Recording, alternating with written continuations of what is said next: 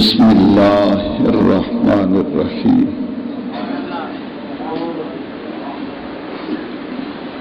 نحمده ونستعینه ونستغفره ونؤمن به ونتوکل علیہ ونعوذ باللہ من شرور انفسنا ومن سیئات اعمالنا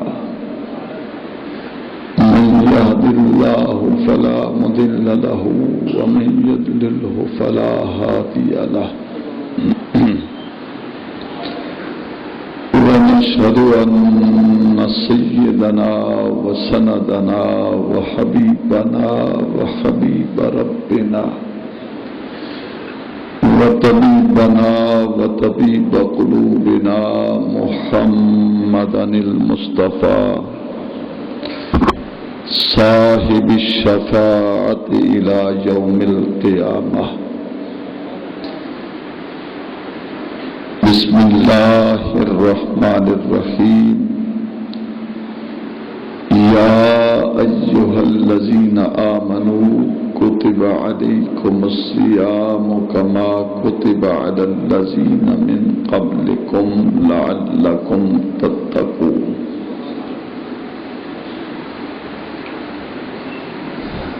اللہ رب العزت کا اس آواز صاف کرو نا مجھ کا منہ.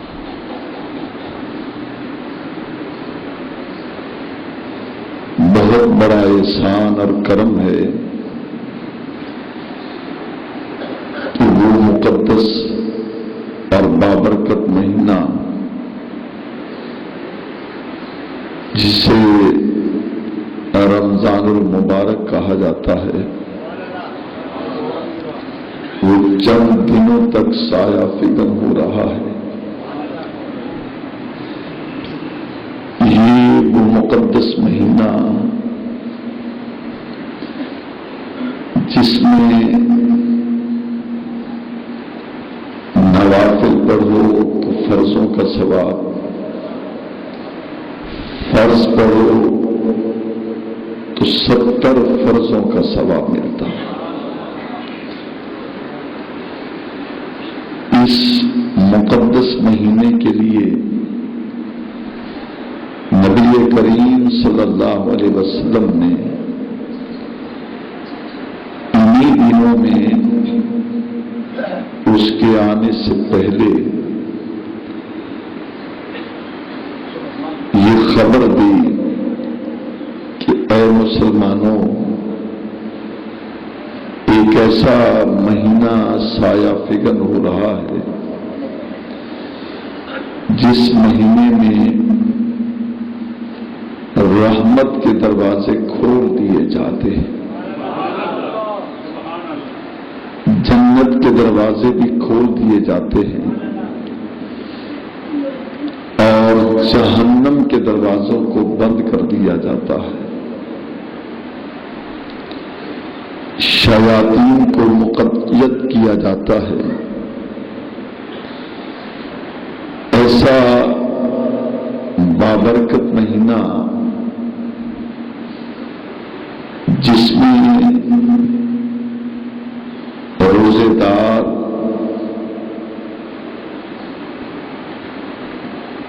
چلتا پھرتا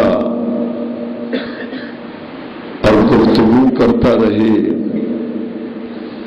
حتیٰ کہ اگر وہ سو بھی گیا تو اس کے ہر سانس کے بدلے ثواب لکھا جاتا ہے.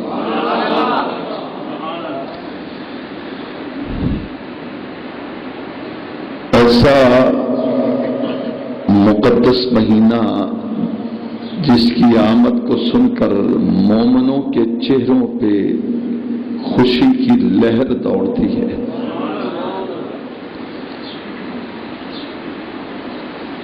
اور ایسا مہینہ جس کی وجہ سے بہت سے مشکلات حل ہو جاتے ہیں. نہ کھانا اور نہ پینا کہ اللہ کے رسول نے جو حکم دیا کہ رمضان المقدس ارکان اسلام میں سے بہت اہم رکن ہے. پہلا رکن ہے قولوا لا الہ الا اللہ محمد رسول اللہ. جب آپ دار اسلام میں داخل ہو گئے اس کے بعد کہا وَأَقِیمُوا الصَّلَاةَ، نماز قائم کرو. دوسرے نمبر پر کہا وَآتُوا الزَّکَاةَ، زکات دو. تیسرے نمبر پر کہا وَصَوْمَ رمضان. اور پھر اسلام میں داخل ہونے کے بعد ترتیب کے ساتھ یہ پانچواں رکن جو ہے وَحَجُّ الْبَيْتِ مَنِ اسْتَطَاعَ إِلَيْهِ سَبِيلًا، اگر تمہیں اللہ تعالیٰ نے طاقت دی ہے، استطاعت دی ہے، تو پھر اللہ کے گھر کا حج کرو، اس کی زیارت کرو. یہ روزہ ارکان اسلام میں تھوڑی کچھ کم کر کیا کر رہے ہیں. ارکان اسلام میں یہ چوتھا رکن ہے. روزہ ایک ایسی مخفی عبادت ہے. باقی عبادتیں آپ دیکھیں اسلام میں داخل ہوئے علل اعلان آپ کو سب کو بتانا ہے کہ میں اللہ کا وہ بندہ ہوں جس نے اپنے نبی پر ایمان لایا اور خوش نصیبی اختیار کی ہے. اسلام میں داخل ہونے کے بعد نماز کسی اگر بچے کو بھی کہیں کہ فلاں شخص کو بلا کر لاؤ، تو اگر وہ نماز پڑھ رہا ہے تو چھوٹا بچہ بھی واپس آ کر کہے گا فلاں شخص نماز پڑھ رہا ہے. اور نماز کے لیے حکم ہے کہ مسجدوں میں جایا کرو. سرکار نے تو جہاں تک فرمایا کاش میری جگہ پر کوئی مصلی امامت پہ کھڑے ہو کر نماز پڑھاتا اور میں ان کے گھروں میں جاؤں جو جان بوجھ کر مسجد میں نہ آئے. میرا دل چاہتا ہے کہ میں ان کے گھروں کو آگ لگا دوں، مگر مجھے خیال آتا ہے کہ وہاں چھوٹے چھوٹے بچے، معصوم بچے رہتے ہیں اور خواتین رہتی ہیں. سختی سے حکم ہوا کہ اپنی نمازیں سنتیں گھر میں ادا کرو. یہ سرکار کی سنت ہے. سرکار فرماتے سنتیں گھر میں ادا کرو، وضو گھر میں کرو. آج کل تو مساجد میں بہت سہولتیں مل چکی ہیں، لیکن ایک طریقہ کار ہے شریعت کا کہ وضو گھر میں کرو، سنتیں ادا فرماؤ. اس میں حکمت کیا ہے کہ جب آپ ایسا کرو گے تو آپ کو چھوٹے چھوٹے بچے دیکھیں گے، آپ کے گھر والے دیکھیں گے، تو آپ کس عمل کو دیکھ کر کبھی انہیں شوق آ جائے گا، وہ بھی تمہیں دیکھ کر نماز پڑھنے لگ جائیں گے. حدیث پاک میں ہے کہ 10 سال 7 سال کا بچہ ہو تو اسے پیار سے کہو کہ نماز پڑھے، اس کی انگلی پکڑ کر مسجد میں لے جایا کرو. آج تو ہمارے پاس وقت نہیں ہے نا، ہم شادیوں پہ، ولائم پہ جائیں، ولیموں پہ جائیں، اور جہاں 2-2 3-3 گھنٹے بلا وجہ ضائع ہو جائیں.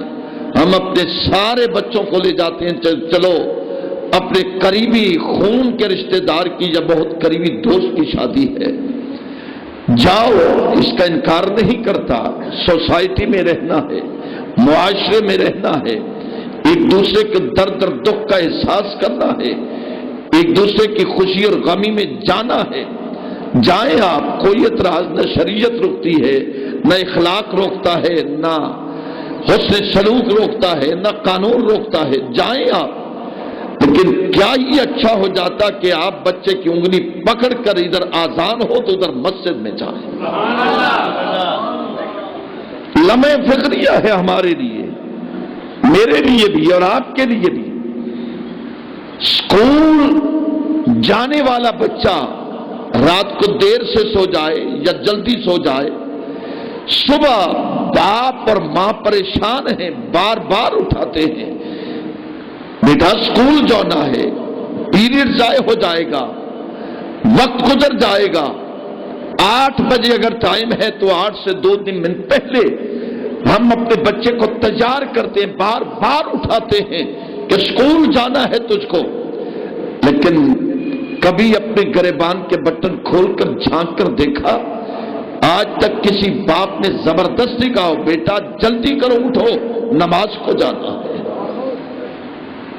جب میں کہتا ہوں میرا اللہ تو میرا حال دیکھ، حکم ہوتا ہے تو اپنا نام اعمال دیکھ۔ 7 سال کی عمر ہے تو سرکار فرماتے ہیں کہ بچے کو پیار سے محبت سے ایک ترغیب دو۔ میرا آپ نے میڈیا پہ وہ کون سا کلپ ہے اطہر بیٹا، بابا فرید گنج شکر والا وہی ہے نا، آپ اسے سنیں۔ مجھے یہ حضرت شفیق بیٹا بتا رہا ہے کہ ہزاروں لوگوں نے وہ سنا، کتنے 50,000 سے زائد لوگوں نے سنا، اور مجھے خود ٹیلیفون آئے، ان کا کہ جناب اس کلپ کے سننے کے بعد ہمارے بچوں میں خود شوق پیدا ہوا، وہ نماز کے پابند بنے۔ اچھے اچھے کلپ سنوایا کریں، اپنے بچوں کو بتایا کریں۔ اس میں حضرت بابا فرید گنج شکر کا واقعہ بڑی ایک لے ہے۔ عادل بیٹا بیٹھا ہے کہ آپ کو معلوم ہے یہ لوگ شیئر کرنے والے ہیں، یہ شیئر کرنا یہ بھی ایک تبلیغ کا حصہ ہے۔ ماشاءاللہ بڑے دنوں کے بعد تشریف لائے، اللہ آپ کی آمد کو باعث برکت بنا۔ تو یہ آپ کا موبائل سسٹم ہے، میں نے جو بات کر دی تبلیغ کر دی، اور آپ کی تبلیغ کا حصہ بھی ایسے ہے کہ آپ اسے شیئر کریں، دوسروں تک پہنچائیں۔ چراغ سے چراغ جلتا ہے، ہم نے دیکھا ہے، آپ بھی دیکھیں، آج جا کر گھر جا کر دیکھیں، چراغ ایک جلائیں، اس کے ساتھ 10 چراغ اور رکھ دیں، اس چراغ کے ساتھ لو لگا کر اسے جلائیں تو پہلے چراغ میں کوئی کمی نہیں آتی، روشنی بڑھ جاتی ہے، روشنی کم نہیں ہوتی۔ اس لیے کہ 7 سال کی عمر ہو تو بچے کو تلقین کرو، اسے لے جاؤ، محبت کرو، پیار کرو، جیسے قابو ہوتا ہے۔ بابا فرید گنج شکر رحمت اللہ تعالی علیہ کو تو ماں شکر دلاتی تھی۔ کہو اپنے بچوں کو کہ چلو بیٹا ترتلا والی مسجد میں چلتے ہیں، آیا کرو، بچوں کو ساتھ لے کر آیا کرو، انہیں بتایا کرو۔ اور بعض بچے ایسے بھی ہیں جو شوق رکھتے ہیں، کہتے ہیں ہم وہاں جائیں گے جہاں سبحان اللہ کی صدا بہت ہوتی ہے۔ چلو کچھ نہ کچھ تو ہے نا ان کے ذہن میں۔ 10 سال کا بچہ ہو تو سختی کی جائے، 10 سال کا بچہ ہو تو سختی کی جائے کہ نماز پڑھ، اور پھر جب وہ سن بلوغت کو قدم رکھے تو پھر اس کے بعد جب باپ کی اور ماں کی تربیت ہوگی تو بچہ خود بخود نمازی بنے گا۔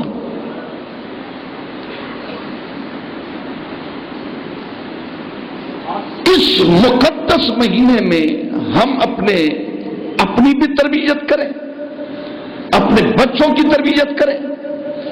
یہ مواخات کا مہینہ ہے، مواسات کا مہینہ ہے، ہمدردی کا مہینہ ہے، احساس دلانے کا مہینہ ہے۔ سب سے پہلے ظلم یہ ہے کہ ہمارے اندر احساس جیسی دولت ختم ہوتی جا رہی ہے۔ نمازوں پہ زور ہے، بھلے پڑھو، بھائی میرے ہزاروں سجدے آپ کو کیا فائدہ دیں گے؟ آپ کے لاکھوں سجدے مجھے کیا فائدہ دیں گے؟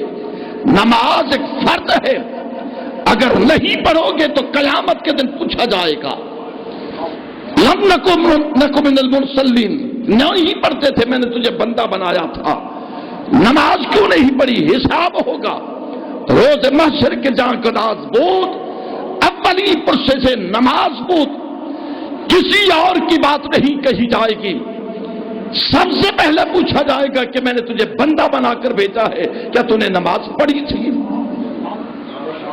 ہم تو ان چکروں میں پڑ گئے کہ بھئی ہاتھ کہاں باندھے، ہاتھ یہاں باندھے۔ نادانوں، پڑھنے والا بہتر ہے نہ پڑھنے والے سے۔ ان مسئلوں میں نہ پڑھو بلکہ اپنی جبین کو رب کی بارگاہ میں جھکا دو، جبین خدا کے دربار میں جھکاؤ اور دل مصطفیٰ کے دربار میں جھکاؤ۔ احساس ختم ہوتا جا رہا ہے، نمازوں پہ زور ہے، سجدوں پہ زور ہے، صدقہ و خیرات پہ زور ہے، دکھاوا ہے، ہر عمل میں افسوس ہوتا ہے ہمارا دکھاوا ہے، لوگ ہمیں سگی کہیں، لوگ ہمیں نمازی کہیں، میں عمرہ کر کے آیا کہ تو لوگ مجھے زائر کہیں، میں حج کر کے آیا لوگ مجھے حاجی کہلائیں۔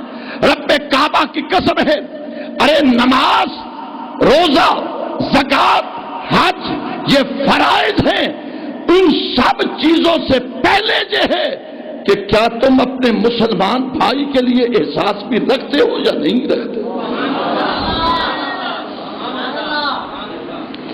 مرنا بھلا اس کا جو اپنے لیے جیے، مرنا بھلا اس کا جو اپنے لیے جیے، جیتا ہے وہ جو مر گیا غیر کے لیے۔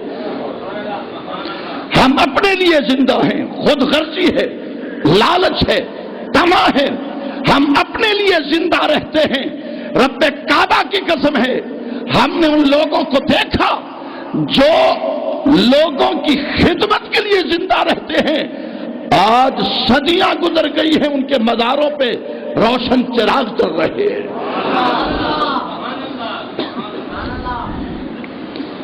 حضرت معین الدین چشتی اجمیری کو دیکھیں، شہنشاہ اجمیر مدینہ تجربہ میں گئے، سرکار نے فرمایا کہ معین الدین، جی حضور ہندوستان میں جاؤ۔ حضور کیا کروں؟ فرمایا لوگوں کی خدمت کرو۔ یہ نہیں کہا کہ بس سجدے کر کے خدا کو راضی کرو، نہیں، کیسے عزیز میاں نے کہا تھا نا، گر خدا روٹھ جائے، گر صنم روٹھ جائے، گر خدا روٹھ جائے تو سجدے کروں، گر خدا روٹھ جائے تو سجدے کروں، گر صنم روٹھ جائے تو میں کیا کروں؟ خدا کو مناؤ، ضرور مناؤ، اس کو راضی کرنا چاہیے، لیکن یاد رکھنا نماز میں اگر کمی بیشی ہوئی تو معاف ہو جائے گی، اگر کسی کا حق کھایا تو معاف نہیں ہوگا جب تک کہ اس کو معاف نہیں کرو گے۔ مرنا بھلا اس کا جو اپنے لیے جیے۔ معین الدین جاؤ ہندوستان میں جا کر خدا کے دین کا پرچار کرو۔ اور کیا کرو؟ میں لوگوں سے محبت کرو۔ تیسری چیز ہے کہ لوگوں کو کلمہ حق کہو۔ میں صرف 3 چیزیں عرض کر رہا ہوں، بہت سی ہیں۔ میں خدا کے دین کا پرچار کرو، لوگوں کی خدمت کرو اور حق کہو۔ حضرت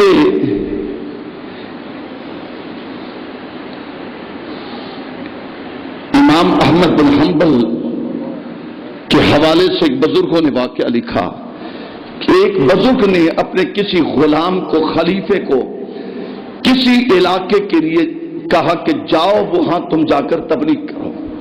بڑی قابل توجہ بات ہے کہ جاؤ تم، یہ خلافت ہے، جاؤ وہاں جا کر تبلیغ کرو۔ جب وہ وہاں گئے تو آپ نے خط لکھا کہ بھئی معاملہ کیسے چل رہا ہے، لوگ کیسے ہیں آپ کے بارے میں۔ اس نے واپس خط لکھا، اس نے کہا جی اللہ کا شکر ہے، اگر بستی میں، علاقے میں 5000 لوگ ہیں تو 5000 کے 5000 سارے مجھ سے راضی ہیں۔ اس نے کہا جی 5000 اگر لوگ ہیں علاقے میں، جس علاقے کے لیے آپ نے مجھے منتخب کیا، سارے لوگ مجھ سے راضی ہیں۔ خط آپ نے پڑھا، آپ نے فرمایا اچھا سارے راضی ہیں۔ آپ نے دوبارہ خط لکھا، فرمایا یہ خط ملتے ہی فوری واپس آ جاؤ، فوری واپس آ جاؤ۔ ظاہر ہے کہ حکم تھا، خلیفے نے وہاں سے سامان باندھا، واپس آئے۔ جب واپس آئے تو آپ نے فرمایا وہ خلافت واپس کرو، خلافت واپس کرو، یہ جبہ واپس کرو۔ حضور خیریت ہے؟ فرمایا یہ بکریاں ہیں، بکریاں چراؤ۔ بات توجہ طلب ہے۔ اس نے ہاتھ باندھے، حضور آپ نے مجھے بھیجا تھا، میں نے تو لوگوں سے بڑی محبت کی ہے، لوگوں کو دین سکھایا، 5000 میں سے ایک بندہ بھی نہیں جو مجھ سے خوش نہ ہو۔ آپ نے بجائے شاباش دینے کے یہ خلافت واپس لے لی، وجہ کیا ہے؟ آپ نے فرمایا جس سے سارے لوگ راضی ہوں تو سمجھ لینا اس نے حق کہنا چھوڑ دیا ہے۔ مگر میں سمجھ نہیں آیا،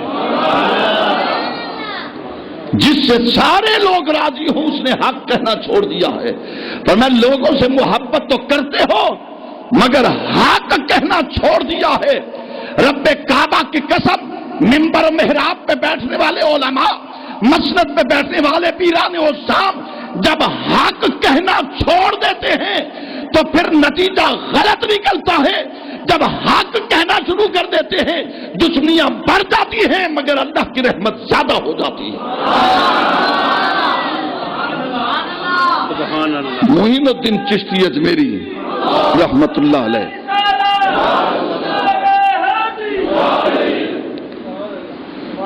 مرنا بھلا اس کا جو اپنے لیے جیے، جیتا ہے وہ جو مر گیا غیر کے لیے۔ لیو فار ادرز ہمیشہ کہا گیا، دوسروں کے لیے زندہ رہو، اپنی ذات کے لیے زندہ نہ رہو، دوسروں کے لیے زندہ رہو۔ جب دوسروں کے لیے زندہ رہو گے پھر حضرت باجزید بستامی رحمت اللہ تعالی علیہ آپ فرماتے لوگوں میں 30 برس زندگی میں نے ایسے گزاری جو وہ کہتا گیا میں مانتا گیا۔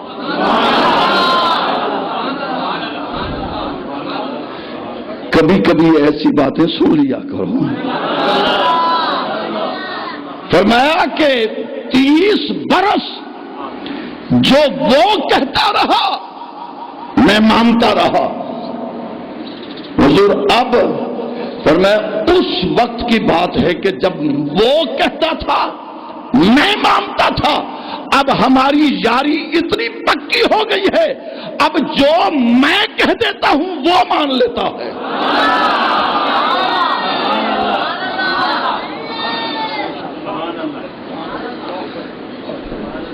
معین الدین جاؤ میرے دین کا پرچار کرو، لوگوں کی خدمت کرو۔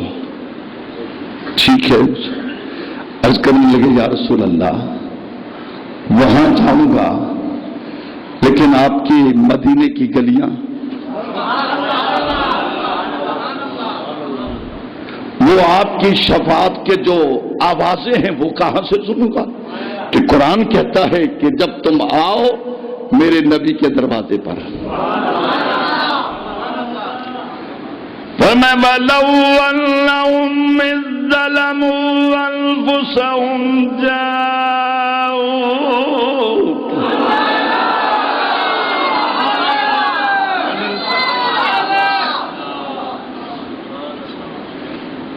او لوگوں جب تم اپنی جانوں پر ظلم کر بیٹھو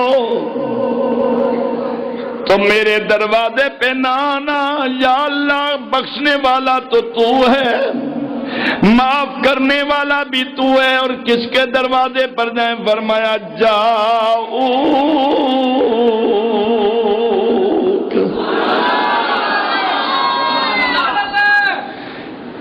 میرے دروازے پہ نہ آنا بلکہ میرے نبی کے دروازے پر جانا۔ جب اپنی جانوں پر وَلَوْ أَنَّهُمْ إِذْ ظَلَمُوا جب اپنی جانوں پر ظلم کر کے آنا تو میرے پاس نہ آنا بلکہ جاؤ پیارے حبیب وہ تیرے پاس آئے. پھر کیا کرے فرمایا فاستغفر اللہ اور تیرے دروازے پر آ کر پھر اپنے رب سے معافی طلب کرے. اسلوب بیان دیکھیے کہ ظلم کر کے آئیں تو تیرے دروازے پر میرے پاس نہ آئیں اور پھر کہا جب تیرے دروازے پر آئیں تو پھر کیا کہیں فاستغفر اللہ پھر اللہ سے معافی مانگے. یا اللہ تیرے نبی کے دروازے پر آ کر ہم نے تجھ سے معافی مانگی اور پھر تم بخش دے گا فرمایا نہیں ذرا ٹھہر جاؤ. اس کے بعد جب تم اپنی جانوں پر ظلم کرو اور میرے نبی کے دروازے پر آؤ اور مغفرت مجھ سے مانگو تو پھر بھی معاف نہیں کروں گا. یا اللہ معاف کیسے کرے گا فرمایا واستغفر لهم الرسول پھر میرا رسول تمہارے لیے مغفرت طلب کرے سفارش کرے. اور جب میرا رسول تمہارے لیے سفارش کرے اس کے بعد فرمایا نتیجہ ہوگا لمجد اللہ تواب الرحیم.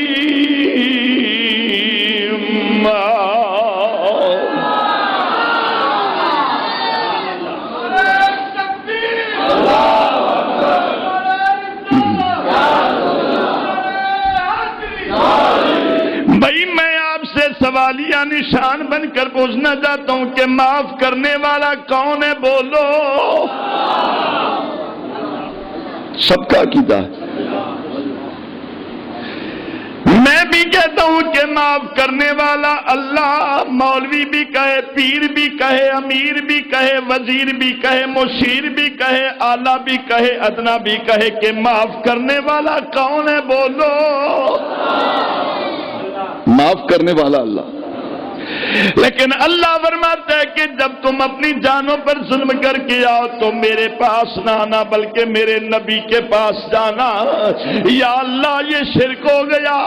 اور میں لوگوں خبردار شرک نہیں. شرک کا دروازہ تو ویسے بھی بند ہو گیا.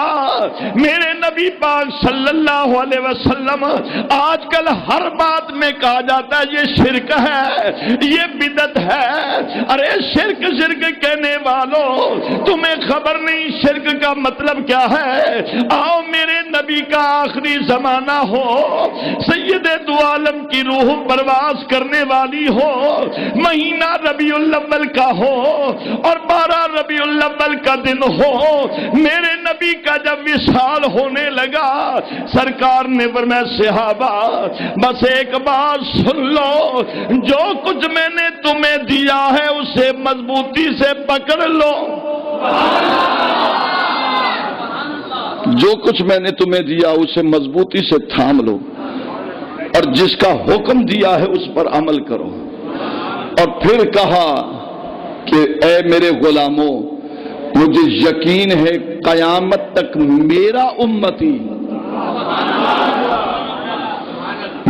امتی شرک میں مبتلا نہیں ہوگا. ہم گناہگار ضرور ہیں لیکن ہم نے کبھی خدا کے علاوہ کسی کو سجدہ نہیں کیا. سجدے کے لائق کون ہے بولو. ہم سب کا عقیدہ ہے کہ سجدے کے لائق اللہ کی ذات ہے کسی کو اور کو سجدہ نہیں. مدینہ طیبہ میں میرے آقا کے قریب صحابہ بیٹھے ہیں. ایک صحابیہ فرماتے ہیں کہ میں نے دیکھا ایک اونٹ آ گیا اور اونٹ آ کر بارگاہ نبوت میں جھک گیا اور سجدہ کرنے لگ گیا اور جانور آتے سو سجدہ کرتے. درختوں کو میرا نبی دیکھے تو درخت جھک جاتے.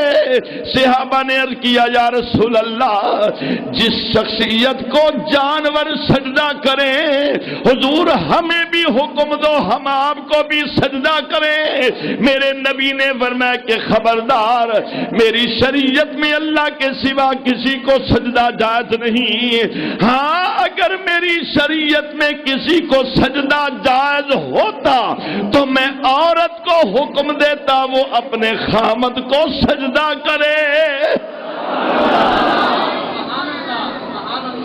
فرمایا سجدہ فقط اللہ کی ذات کو جائز ہے اور کسی کو نہیں، اور یہاں فرمایا کہ سجدہ فقط خدا کو جائز ہے، لیکن خدا سجدہ نہیں کرتا، ہم اس لیے کرتے ہیں کہ سجدہ مصطفیٰ نے کیا ہے،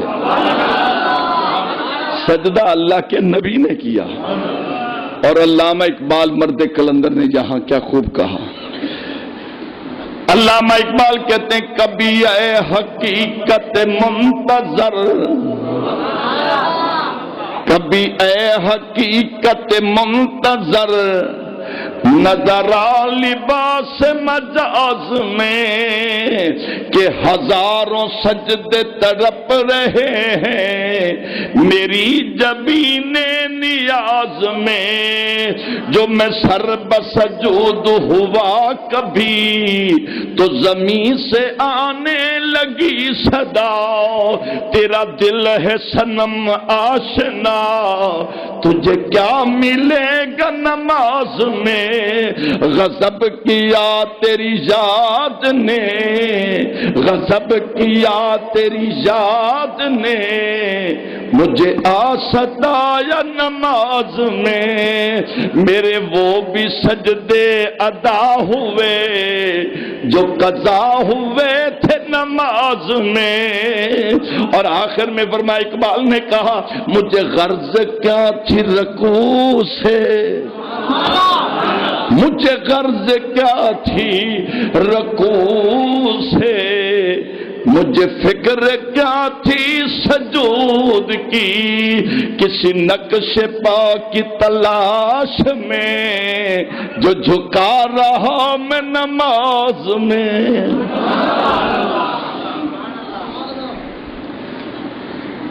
صحابہ نے کہا یا رسول اللہ اگر جانور آپ کو سجدہ کریں تو ہم تو زیادہ حق رکھتے ہیں کہ آپ کو سجدہ کریں، پر میں نہیں، سجدہ فقط اللہ کی ذات کو جائز ہے۔ اور یہ وہ مہینہ رہا ہے، فرمایا مواسات کا مہینہ، مواخات کا مہینہ، محبت کا مہینہ، ہمدردی کا مہینہ ہے، اور محبتوں کا فرمایا صدقات و خیرات دینے کا مہینہ۔ فرمایا لوگوں میرے آقا دو عالم سرزمین مدینہ طیبہ پہ ممبر ہے، جمعہ کا دن ہے، رمضان المقدس کا مہینہ ہے، یا اس سے پہلے کا جمعہ شعبان کا آخری جمعہ ہے، سیدنا آقا دو عالم صلی اللہ علیہ وسلم نے ممبر پہ قدم رکھا، اور جو ہی قدم رکھا تو فرمایا آمین، دوسری سیڑھی پر قدم رکھا تو آپ نے فرمایا آمین، تیسری پر قدم رکھا تو فرمایا آمین۔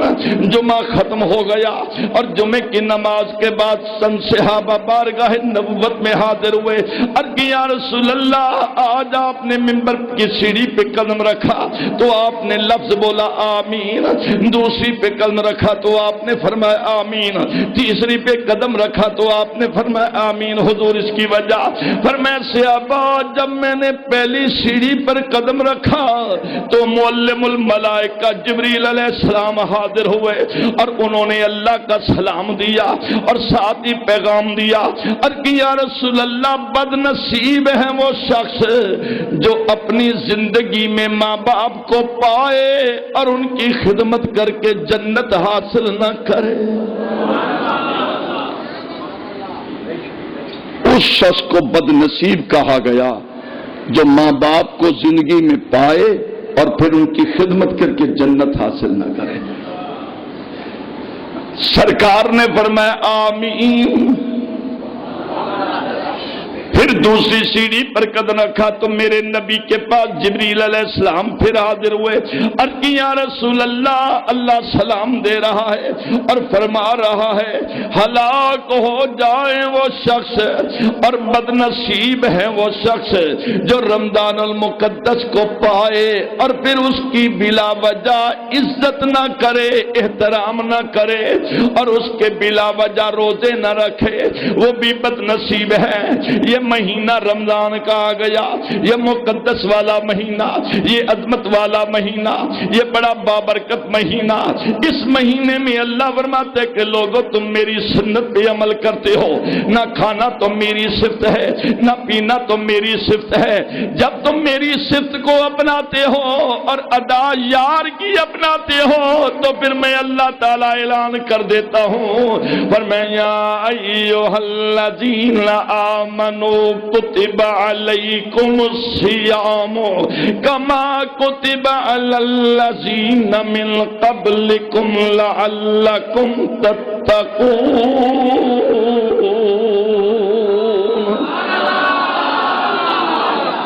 یہ روزہ تمہیں تقوی سکھاتا ہے اور تمہارے اندر اللہ فرماتا ہے تمہارے اندر متقی ہونے کا جذبہ پیدا کرتا ہے۔ تیسری سیڑھی پر قدم رکھا تو سرکار فرماتے ہیں میں نے آمین کیوں کہا؟ فرمایا جب میں نے تیسری سیڑھی پر قدم رکھا، بڑی معروف حدیث ہے، پہلی سیڑھی پر قدم رکھا تو کہا کہ بد نصیب ہے وہ شخص جو ماں باپ کو پائے اور ان کا احترام نہ کرے اور ان کی خدمت کر کے جنت حاصل نہ کرے۔ نوجوانوں جتنے بچے بیٹھے اللہ تمہیں سلامت رکھے، اللہ تمہیں برکت عطا فرمائے۔ یاد رکھنا تاریخ میں جتنے بھی بہت بڑی شخصیات آئی ہیں، ارے ہم نے سبھی کا مطالعہ کیا، جن کو اللہ نے عزت دی ہے تو ان کو ماں باپ کی خدمت کا وجہ سے دی ہے۔ سیدنا موسیٰ علیہ السلام اللہ کے نبی ہیں، اولوالعزم پیغمبر ہیں۔ حضرت موسیٰ علیہ السلام نے عرض کیا یا اللہ اتنا بتا کہ جنت میں میرا ساتھی کون ہوگا؟ جیسے میرے آقا فرماتے ہیں لوگوں جنت میں میرا ساتھی عثمان غنی ہوگا۔ عثمان غنی کے لیے میرے نبی نے فرمایا جنت میں میرا ساتھی جو ہوگا اس کا نام عثمان غنی ہوگا۔ حضرت سیدنا موسیٰ علیہ السلام نے عرض کیا یا اللہ تو نے نبوت دی، تو نے رسالت دی، تو نے کتاب دی، تو نے حکمت دی، مولا اتنی گزارش کرتا ہوں اتنا بتا تو نے جنت میں میرا ساتھی کس کو بنایا؟ اللہ نے فرمایا پیارے موسیٰ آؤ میں تمہیں بتاتا ہوں، فلاں علاقے میں چلے جاؤ، فلاں محلے میں چلے جاؤ، ایک قصاب بیٹھا ہے گوشت بنا رہا ہے اور وہی قصاب جنت میں پہ تیرا ساتھی ہوگا۔ حضرت موسیٰ علیہ السلام فرماتے ہیں میں نے عرض کیا یا اللہ اس کی مجھے زیارت تو کرا دے، میں دیکھوں تو صحیح اس کے کس عمل نے اسے موسیٰ کو جنت کا ساتھی بنا دیا ہے۔ حضرت موسیٰ علیہ السلام کی دعا قبول ہو گئی، پر میں فلاں مقام پہ چلے جاؤ، وہ شخص گوشت بنا رہا ہے، وہ قصاب ہے۔ حضرت موسیٰ علیہ السلام فرماتے میں آ کر کھڑا ہو گیا، وہ قصاب گوشت بیچتا رہا، لوگ اس کے پاس آتے رہے، جب وہ گوشت دے کر فارغ ہو گیا اب میں سوچنے لگا کہ کون سی نیکی اس کی رب کی بارگاہ میں پسند آئی کہ جس کو اللہ نے میرا جنت میں ساتھی بنا دیا ہے۔ اور نوجوانوں اللہ تمہاری جوانیاں سلامت رکھے، میرے چھوٹے چھوٹے بچے جتنے بیٹھے ہیں ذرا خیال سے کام لینا، جتنے ماں باپ والے ہو ان بچوں سے پوچھو جنہیں باپ کی شفقت نہ ملی ہو، جنہیں ماں کا پیار نہ ملا ہو، اگر تمہارے والدین تمہارے سامنے ہیں تو ان کا خیال کیا کرو۔ قرآن میں جہاں بھی ماں باپ کا ذکر آیا ہے اکیلا ماں کا ذکر نہیں آیا، اکیلا باپ کا ذکر نہیں آیا، جب بھی اللہ نے ذکر کیا ہے تو یہی کہا دونوں کا ذکر کیا ہے۔ فرمایا وَقَضَىٰ رَبُّكَ أَلَّا تَعْبُدُوا إِلَّا إِيَّاهُ وَبِالْوَالِدَيْنِ والدین احسانا، جہاں بھی ذکر آیا تو دونوں کا ذکر آیا، اور کہیں کہا اف ولا تنہرہما، ان کے سامنے اونچی آواز نہ دینا، اپنے والدین کے ساتھ اونچی آواز سے نہ بولنا۔ ہزاروں نمازیں پڑھتے ہو، اگر باپ اور ماں کے سامنے اونچی آواز دے دی تو یاد رکھنا تمہاری نمازیں بیکار ہو جائیں گی۔ ہم نے بہت سے خوش نصیب بچوں کو دیکھا، باپ اور ماں کے سامنے اگر کوئی ایسا کام بھی ہو جائے تو پھر بھی خاموشی سے بیٹھے ہیں، اور میں نے دیکھا جو بچے اپنے ماں باپ کا ادب کرتے ہیں، ماں باپ کا احترام کرتے ہیں، اللہ تعالیٰ نے انہیں بڑی عزت اور مقام عطا فرمایا ہے۔ میرے آقا فرماتے ہیں لوگوں سن لو، اگر تم چاہتے ہو کہ خدا کی جنت بھی مل جائے اور تمہارے لیے جنت کا دروازہ بھی کھل جائے، حضور ہاں جنت بھی مل جائے، فرمایا میں تمہیں بتاؤں الجنت تحت اقدام الامہات، ارے جنت تمہاری ماں کے قدموں میں ہے۔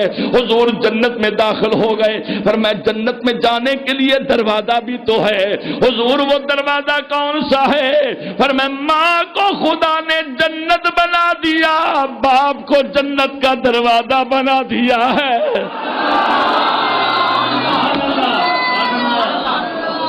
ماں کو جنت بنا دیا اور باپ کو جنت کا دروازہ بنا دیا۔ میں ہاتھ باندھ کر عرض کروں گا، اے میرے عزیز بچوں، اللہ تمہیں سلامت رکھے، اللہ تمہیں ہر دکھ درد سے محفوظ فرمائے، اللہ تمہیں خوشیاں عطا فرمائے۔ وہ دارا ماں باپ کی عزت کیا کرو۔ ماں باپ کے سامنے تو قرآن کہتا ہے اف ولا تنہرہما، اپنے ماں باپ کے سامنے اونچی آواز بھی نہ دیا کرو، اپنے ماں باپ کے سامنے بھی نہ بیٹھا کرو، اپنے ماں باپ کے سامنے ٹھنڈی سانس بھی نہ نکالا کرو۔ کس قدر ماں کا درجہ ہے۔ میرے آقا نے فرمایا کہ صحابہ چاہتے ہو کہ تمہیں جنت مل جائے، حضور جنت مل جائے، فرمایا چاہتے ہو کہ خدا بھی راضی ہو جائے، حضور خدا بھی راضی ہو جائے۔ اب سنو توتلا والی مسجد میں آنے والوں، یہ میسج سن لو اور یہ پیغام سن لو، اللہ تمہیں سلامت رکھے۔ یہ سب نسبتیں بیٹھے والے بیٹھے ہیں، اللہ تمہاری دستاریں سلامت رکھے، اللہ تمہاری زلفیں سلامت رکھے، اللہ تمہاری پگڑیاں سلامت رکھے، اللہ تمہاری نسبتیں سلامت رکھے۔ خدا را ہاتھ باندھو گا، ذرا خیال کرنا توتلا مسجد میں آنے والوں، اگر تم نے ماں باپ کا احترام نہ کیا، لوگ گلا دیں گے فاروقی صاحب کے پاس جاتے ہیں، ارے جمعہ تو بہت محبت سے پڑھنے جاتے ہیں، وہاں سبحان اللہ کے نعرے بھی لگاتے ہیں، وہاں بڑے بڑے نعرے بھی لگاتے ہیں، لیکن باپ کا خیال نہیں کرتے یا ماں کا خیال نہیں کرتے۔ خدا را مجھے شرمندگی سے بچانا، مجھے تو تم پہ فخر ہے، نوجوانوں مجھے تم پہ ناز ہے، مجھے تم پہ فخر ہے۔ میں رات کی خلوت ہو یا دن کی جلوت ہو، میں دن کی روشنی ہو یا رات کا اندھیرا ہو، میں نماز کے سجدے میں ہوں یا مصلی امامت پہ کھڑا ہوں یا مقتدی بن کر کھڑا ہوتا ہوں، میں ہمیشہ اپنے ہاتھوں کو اٹھا کر کہتا ہوں مولا مسجد توتلا میں آنے والے جوانوں کی عزت کو سلامت رکھنا، انہیں عزت و آبرو عطا کر دے، ان کے والدین زندہ ہیں تو انہیں صحت عطا فرما دے، ان کے والدین بیمار ہیں تو انہیں صحت عطا فرما دے، ان کے زندہ ہیں تو ان کی عمر میں برکت ہی عطا کر دے، ان کے وصال کر گئے تو اللہ تعالیٰ ان کی قبروں پہ رحمت فرمائے۔ میرے نبی سے پوچھو جب سرکار دو عالم کسی یتیم بچے کو دیکھتے پکڑ کر سینے لگاتے، حضور کیا وجہ ہو گئی؟ پر میں لوگوں اس بچے کا باپ نہیں، مجھے اپنا باپ عبداللہ یاد آ رہا ہے۔ جب کسی مسکین کو دیکھتے میرے آقا اس کے سینے سے لگاتے، اسے کندھوں پر بٹھا دیتے، صحابہ کرتے یا رسول اللہ خیریت ہے؟ پر میں صحابہ اس نے کہا میری ماں نہیں، جب اس نے ماں کا نام لیا مجھے اپنی ماں سیدہ آمنہ شہادت آتی ہے۔ سرکار نے فرمایا صحابہ اگر چاہتے ہو کہ جنت بھی مل جائے، اگر چاہتے ہو کہ خدا راضی ہو جائے، ارے میں دیکھ رہا ہوں بے شمار آنکھوں سے آنسو چھلک رہے ہیں، اللہ تمہارے آنسوں کی لاج رکھے، اللہ تمہیں عزت عطا فرمائے، اللہ تمہیں برکت عطا فرمائے۔ میرے نبی نے فرمایا کہ صحابہ یاد رکھنا اگر چاہتے ہو کہ جنت بھی مل جائے اور تمہیں دروازہ خدا بھی راضی ہو جائے تو یہ نہیں کہا کہ صحابہ نوافل زیادہ کر دو، یا یہ نہیں کہا کہ فرمایا صحابہ تم نوافل زیادہ کر دو، یہ نہیں کہا کہ روزے زیادہ کر دو، یہ نہیں کہا کہ تم زکات و صدقات زیادہ کر دو۔ ارے سنو، میں بہت سی آنکھوں سے دیکھ رہا ہوں، کسی کو ماں کی محبت یاد آ رہی ہے، کسی کو باپ کی شفقت یاد آ رہی ہے، کسی کو ماں کا پیار یاد آ رہا ہے۔ ہاتھ باندھ کر عرض کروں گا، میرے نبی نے کیا فرمایا؟ فرمایا صحابہ اگر چاہتے ہو جنت لینی ہے تو ماں کو راضی کر لو، اگر خدا کو راضی کرنا ہے تو اپنے عظیم باپ کو راضی کر لو۔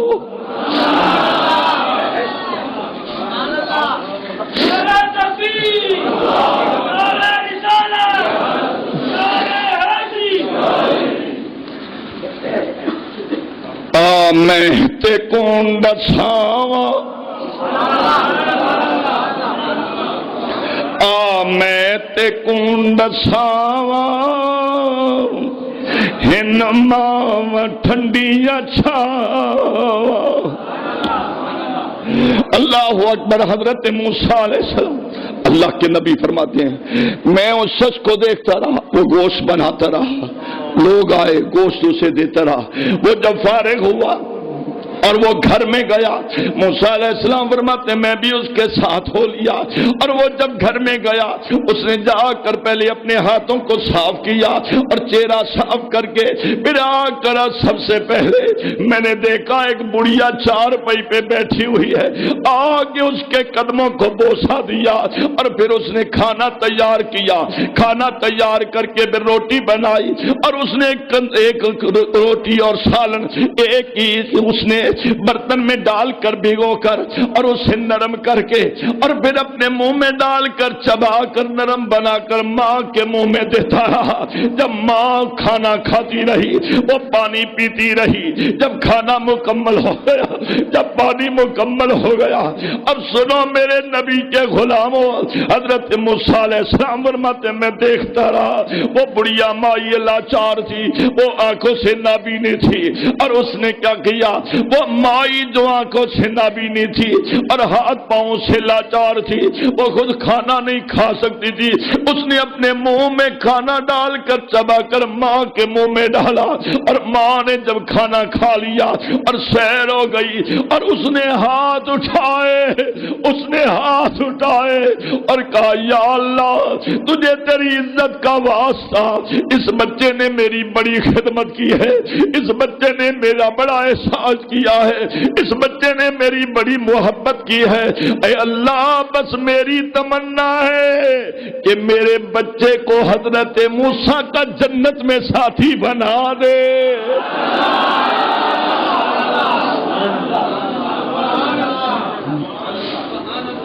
درود پاک پڑھی بابا۔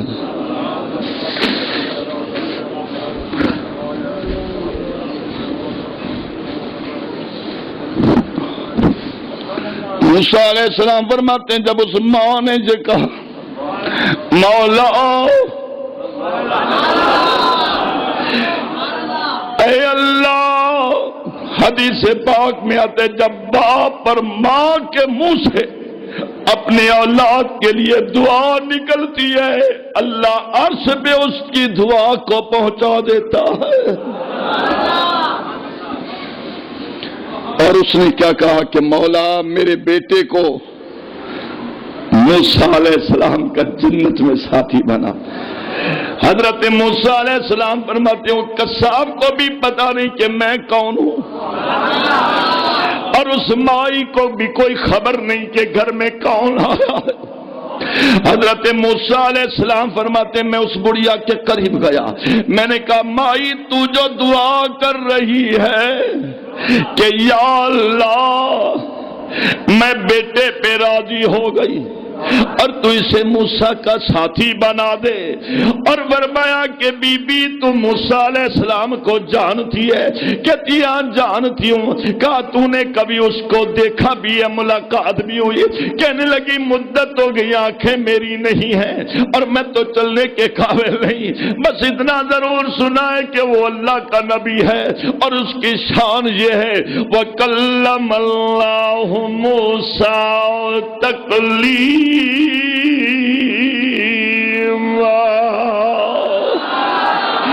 کے والدین زندہ ہیں، تمہیں اپنے ماں باپ کی محبت کا واسطہ ذرا دل سے کہہ دو سبحان اللہ۔ میرے مالک جو اب سبحان اللہ کہے اسے ماں باپ کی عمر میں برکت عطا کر دے۔ یا اللہ جو اب سبحان اللہ کہے اسے اولاد کی طرف سے خوشیاں نصیب ہو جائے۔ میرے مالک جو اب سبحان اللہ کہے ان کو اولاد کے دکھ سے دور کر دے۔ مولا جو اب سبحان اللہ کہے اسے قیامت کے دن میرے محمد کا جنت میں ساتھی بنا دے۔ اللہ اکبر۔ لوگوں میرا تو کام ہے میں ممبر پہ بیٹھ کر آپ کے لیے ہدایت کا کوئی سبق جو بزرگوں سے لیا میں وہ آپ کو سناتا رہوں۔ حضرت موسیٰ علیہ السلام نے فرمایا بی بی تو نے موسیٰ علیہ السلام کو دیکھا تو نہیں، سنا تو ہے، تو اگر وہ نبی تیرے گھر میں آ جائے، اگر وہ نبی تیرے گھر میں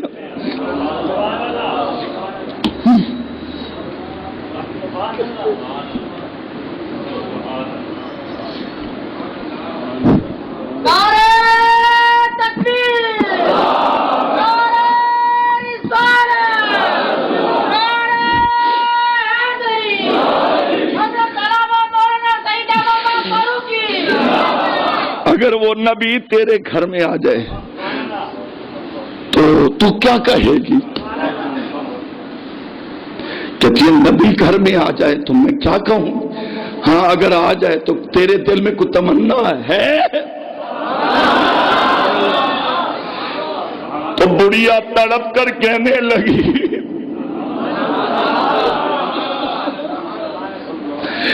جب اگر کبھی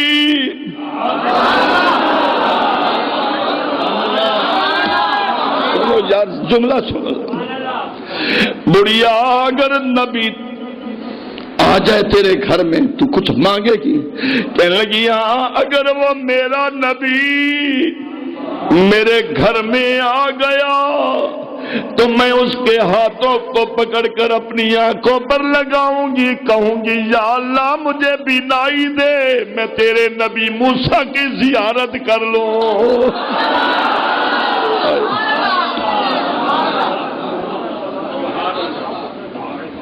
اب میرا وجدان کیا ہے سنیے، میرا وجدان کیا ہے؟ جب اس مائی نے یہ کہا ہوگا تو موسیٰ علیہ السلام نے اس کے آنکھوں پر ہاتھ لگایا، پر میں بی بی وہ نبی تیرے گھر میں آ گیا۔ اس نے ہاتھ پکڑ لیے، کہنے لگی اگر وہ آیا تو بینائی کیوں نہیں آئی؟ تو غیب سی آواز آئی میری بندی ذرا آنکھوں کھول۔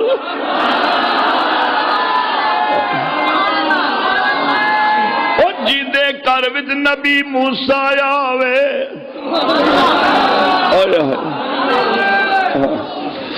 جیدے کر مینوں میرے چھوٹے بھائی عزیزم محمد وحید احمد میں شیر یاد دلایا، جیدے کر نبی موسیٰ علیہ السلام آوے اوتے خوش نصیب بی بی ہے تے جڑے کر وچ میرا محمد یاد آوے۔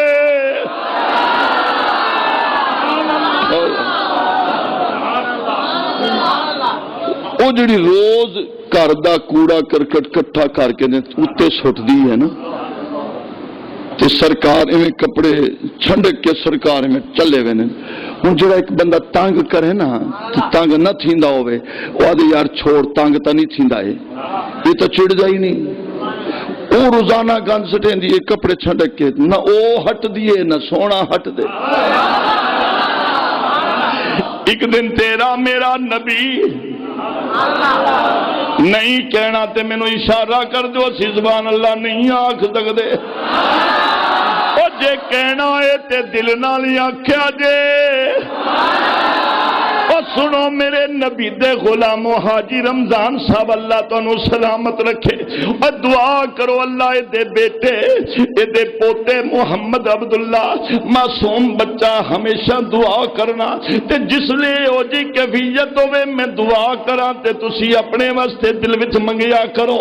اور میرا یقین ہے جدا ذکر کرنے ہیں سانو یقین ہے کہ تھوڑی دیر ہوئی کیا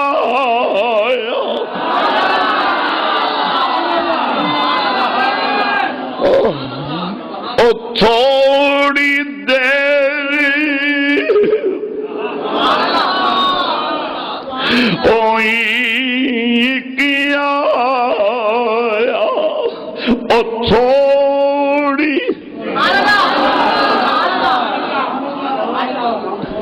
اے اللہ تنو ہر دکھ تو بچاوے نبی دے حسن دی خیرات دے وے ذرا سمجھا جے اے تھوڑی دیری ہوئی کیا او کالیاں زلفاں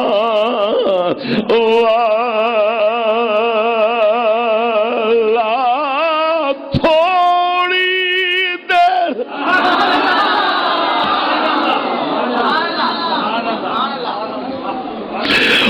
تھوڑی دیر ہوئی کیا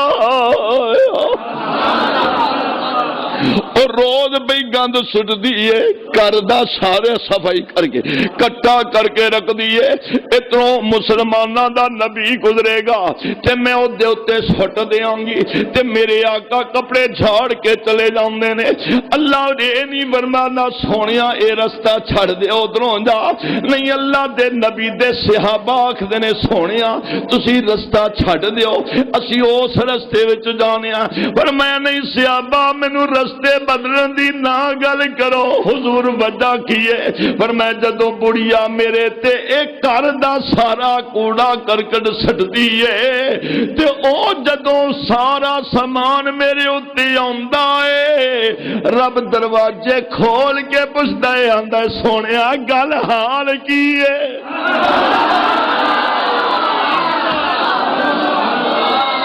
ایک دن گزرے تے بڑیا نے اس کام نہ کیتا تے سرکار ہوتے کھلو گئے تے جدوں کھلوتے تے میرے پیارے آقا ویکھیا انہیں دروازہ نہیں کھولیا انہیں کھڑکی نہیں کھولی سرکار فرمایا صحابہ ویکھو کہاں اسی اج کوئی جلدی تے نہیں گزرے حضور نے اسی تے اپنے وقت تے گزریاں فرمایا اچھا پوچھو کھاں تے دروازے تے دستک دیتی تے دروازے تے دستک دیتی جدوں دستک دیتی تے او بی بی دے کچھ بندے بولے انہاں آکھیا کون ہے صحابہ نے آکھیا اے دسو بی بی کتھے وے او جڑی روز کوڑا کرکٹ گھر دا سارا سامان چک گئے او جڑی صفائی کر دی سی اوتے سڑ دیے محمد عربی تے اج او محمد عربی آیا ہے اج او سونا نبی آیا ہے دسو کتھے وے مائی او مائی نے آکھیا انہاں نوں آکھو اج میں بیمار دے تے جدوں آکھیا بیمار ہے میرے نبی نے فرمایا او لوکو اس بڑیا نوں آکھو محمد آکھدا ہے میں تینوں بیمار پرسی واسطے آ سکدا او بی بی تے جاگ جاگے او دے بھاگ جاگے تے سرکار نو بلایا تے جدوں میرا نبی آیا او جدوں اس بڑیا دے گھر ہی آیا او جڑی روز تکلیفاں دے او دے گھر ہی آیا تے میرے آقا نے فرمایا بڑیا تیرا حال کی ہے آندی میں نہیں سنیا تو کی آکھیا ہی ذرا نیڑے آ سرکار قدم بدھایا فرمایا بی بی تیرا حال کی ہے آندی میں اجے بھی نہیں سنیا ذرا ہور نیڑے آ سرکار ہور نیڑے گئے نے بالکل جدوں چار پئی دے قریب گئے نے واہ بڑیا تیری عظمت ہے قربان جاوا او بڑیا تیری عظمت ہے قربان جاوا تو گندگی پہ سٹ دی ہے میرا محمد تیرے گھر وچ آیا ہے سرکار نے فرمایا بی بی تیرا حال کی ہے آندی میں نہیں سنیا میرے کان وچ گل کر جدوں نبی نے اپنا منہ مبارک اپنا چہرہ مبارک اس بی بی دے کان نال رکھیا تے دوویں ہتھاں نال نبی دا چہرہ پھڑ کے آندی ہے سونیا تو آویں گھر وچ اجے بھی پوچھے حال کیوں جیا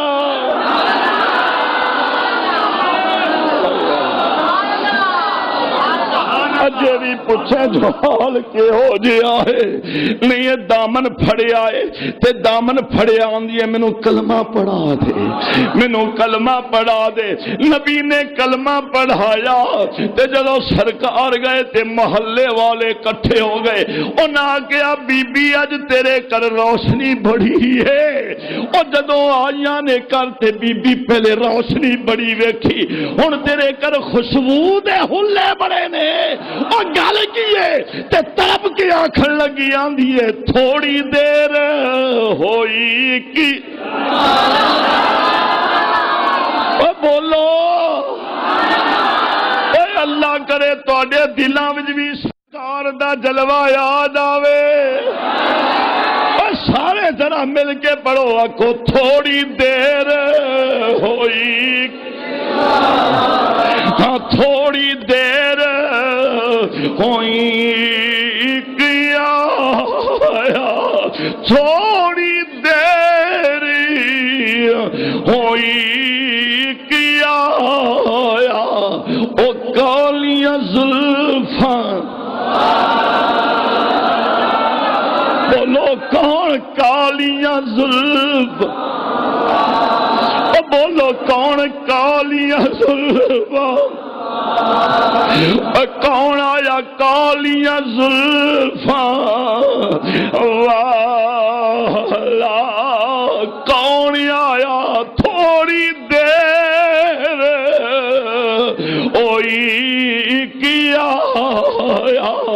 او کالیاں زلف والا نظر کرم جدی اس نے کیتی تے کر گیا نور اجاڑ